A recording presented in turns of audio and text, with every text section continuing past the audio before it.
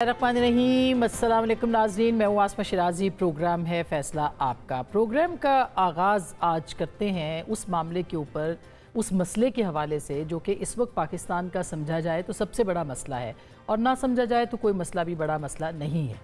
ये मसला है किसानों का। और पंजाब भर में इस वक्त गंदम की कटाई का मौसम है, लेकिन जो शिकवा पिछले साल था वो इस वक्त शिकवा नहीं बल्कि वो एहतजाज की सूरत अब नज़र आ रहा है। आज जो सरबराह हैं किसान इत्तेहाद के, उन्होंने प्रेस कॉन्फ्रेंस की और उन्होंने एक मरतबा फिर हुकूमत पंजाब से इस्तदा की है कि जो सपोर्ट प्राइस है गंदम की उसको मुकर्रर किया जाए 4000 रुपये, वरना एहतजाज किया जाएगा और बच्चों के साथ, औरतों के साथ ये एहतजाज होगा।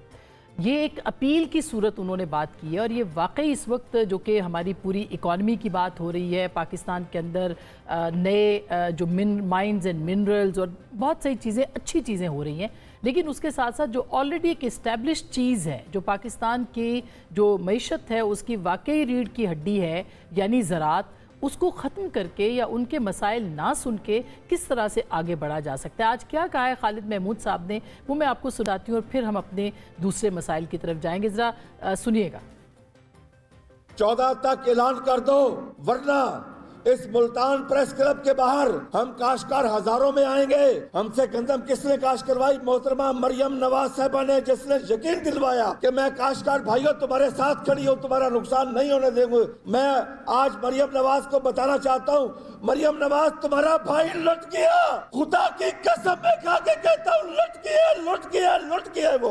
उसकी पैदावारी लागत नहीं मिल रही। आएंगे इधर नाक से लकीरें खींचेंगे, बच्चे साथ लेके आएंगे, खवातीन साथ लेके आएंगे, खवातीन बेच के और चमचे साथ लेके आएंगे, खाली हांडी चलाएंगे बैठ के कि हमारे पास पकाने के लिए कुछ नहीं है। मोहतरमा वादा बड़ी है, अपना एतमाद मत गवाओ। हमारी डिमांड है 4000 रुपए की। हमारी कॉस्ट ऑफ प्रोडक्शन जो हुकूमत ने पिछले साल खुद निकाली थी, इस दफा तो निकाल के अनाउंस ही नहीं की, वो 3410 रुपए थी। 25% प्रॉफिट हमारा हक है। उम्मीद की जा सकती है कि हुकूमत पंजाब इस मामले को सुनेगी और किसानों का जो एहतजाज 14 तारीख को उन्होंने अनाउंस किया है, एक दिन और दिया है, उसके ऊपर कान धरेगी अगर कोई इस मामले को संजीदा समझता है तो।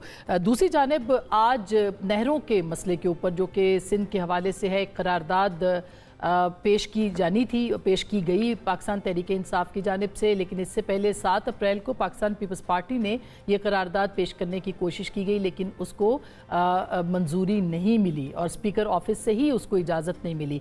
पाकिस्तान तहरीक इंसाफ के साथ जो अखबारी रिपोर्ट्स हैं उनके साथ रब्ता पीपल्स पार्टी ने किया और एक करारदाद आई, लेकिन पाकिस्तान तहरीक इंसाफ भी आज की जो रिपोर्ट्स हैं वो उससे पीछे हटती दिखाई दी। इसकी वजूहत क्या हो सकती हैं? और फिर पाकिस्तान पीपल्स पार्टी के जो अपने अरकान थे उन्होंने भी एहतजाज किया और वॉकआउट भी किया। साथ में ये भी कहा आगा रफ़ीउल्लाह और शाजिया मरी साहिबा ने कि हम हाउस का बिजनेस नहीं चलाने देंगे। क्या वजह है कि पाकिस्तान का इतना बड़ा ऐवान इन सारे मसाइल को एड्रेस करने में नाकाम हो रहा है? वहाँ पे बातचीत करने की, बहस करने की इजाज़त क्यों नहीं है? इसके ऊपर भी बात करेंगे। और साथ ही साथ खैबर पख्तूनख्वा में मादनियात का बिल एक नया तनाज़ा इख्तियार कर रहा है। ये बिल जो है ये अब काफ़ी ज़ेर बहस है। कहा जा रहा है अलीमा खान साहिबा की तरफ से भी और PTI की जानिब से भी कि इमरान खान साहब की रिहाई तक इस बिल को पेंडिंग किया जाए। क्या वजूहात है? क्या मादनियात के बिल के ऊपर जो है वो पाकिस्तान तहरीक इंसाफ अब इसको एक टूल के तौर पर इस्तेमाल करना चाहती है? क्या इसमें उनको कामयाबी हासिल हो जाएगी? और इसके साथ साथ खुद पाकिस्तान तहरीक इंसाफ के ऊपर ये बिल हो या दीगर मामला, तकसीम वाज़े नज़र आ रही है। अब तकसीम जो है लड़ाई तक बढ़ गई है। कल बैरिस्टर गौहर साहब ने जो स्टेटमेंट दिया, इससे पहले सलमान अकरम राजा साहब ने जो स्टेटमेंट दिया और बतौर चेयरमैन बैरिस्टर गौहर साहब ने एक तरह से देखा जाए तो धमकी दी है कि वो चेयरमैन हैं और कुछ भी कर सकते हैं इस वक्त। तो ये क्या मामलात हैं, कहाँ तक जाएंगे? खैबर पख्तूनख्वा के वज़ीर आला के ऊपर भी तलवार लटक रही है, उसके हवाले से भी कुछ बातचीत होगी।